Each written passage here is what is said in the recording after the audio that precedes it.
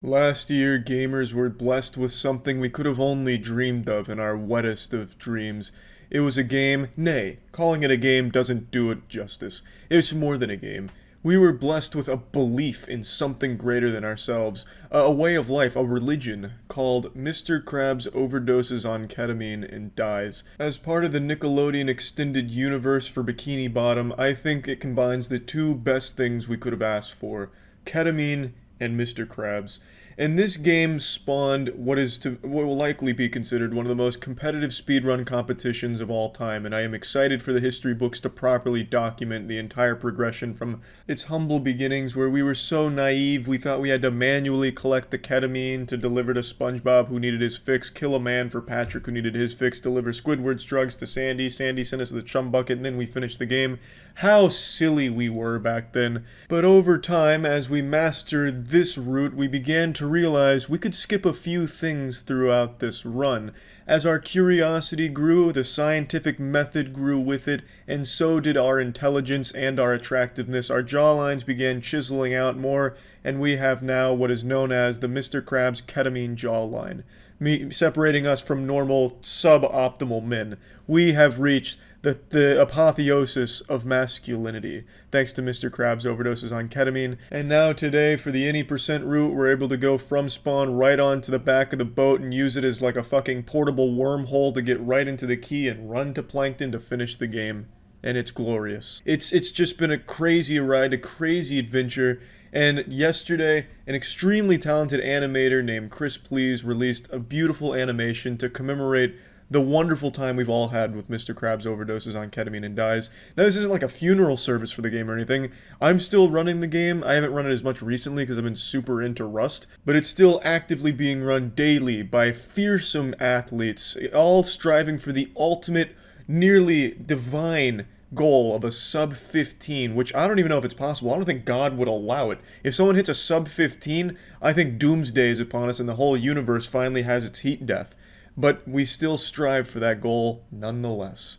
If I found $1 billion tomorrow, I'd still say the best moment of the year, the best moment of the last 2 years, was finding Mr. Krabs overdoses on ketamine and dies.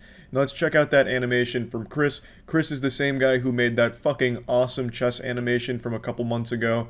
So let's go in there. Ahoy, SpongeBob! I've overdosed on ketamine, and I'm going to die!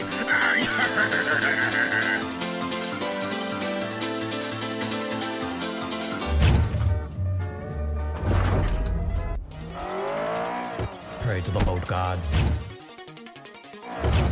What's that? Oh my god. Oh my fucking challenge is so bad! To infinity and beyond. Why does it keep starting me left? How do you avoid getting stuck in the red boss? Bikini Bottom deserves a new kind of hero, and I'm gonna give it to him.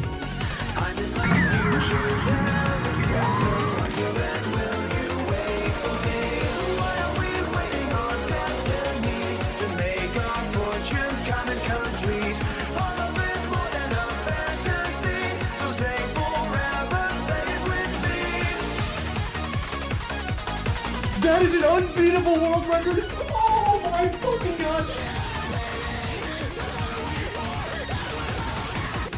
Oh my god! Holy shit! I misunderstood where I was in space. That was so good! Oh no! No! I was right in position. Wow! Oh my god. Staying in slow-mo is the way to go. Man, get in the car. That looked like I was inside. I swear, it looked like it bounced on Oh top. my god, just give me it to me. Give me one good run so I can go to bed.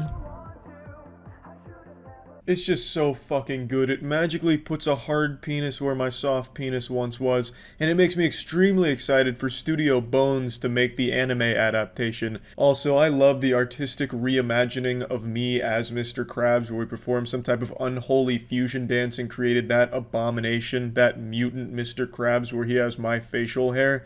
It actually looks like something that could have existed in the official SpongeBob series, like the canon universe, the mainline SpongeBob, where Eugene would have went undercover by placing facial hair on his face and infiltrated a local medical center to raid their ketamine storage or something. If Nickelodeon cares about its fans at all, in the next season of SpongeBob, they'll have some kind of nod to the Mr. Krabs overdoses on ketamine community, and maybe a whole episode dedicated to it where, maybe it teaches kids about the dangers of ketamine, but just acknowledging the spin-off universe here, because I think it's very important to the overall lore and narrative of Bikini Bottom and its characters.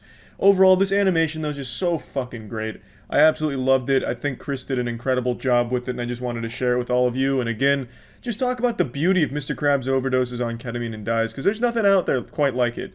Very few games are willing to tackle the subject matter as heavy as ketamine. It takes a real brave man to go that far, and Thrill the Will, the creator, wasn't afraid to tiptoe on the line that separates insanity from drug addiction. And I think that's great. The only thing more powerful than ketamine is speed running with ketamine in Bikini Bottom. The game is still super fucking fun, and yeah, I just wanted to talk about it a little bit more after this animation came out, because I had a big goofy smile on my face watching the animation. So yeah, that's about it. See ya.